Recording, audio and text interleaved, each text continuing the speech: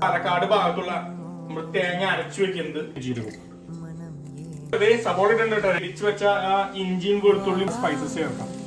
അപ്പൊ നമ്മുടെ chicken കുമ്പളങ്ങിട്ടത് chicken നമുക്ക് അതിലേക്ക് കുറച്ച് വെള്ളം ഒഴിച്ചിട്ട്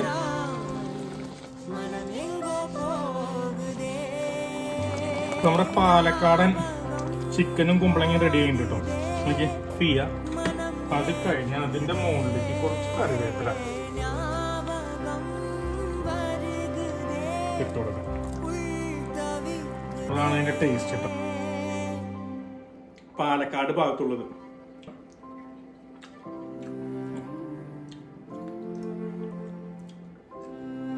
കുമ്പളങ്ങയും കൊള്ളാം. ഇനി കുറച്ച് ചോറിന്റെ കൂടെ ഒന്ന് പിടിച്ചു നോക്കണ്ട.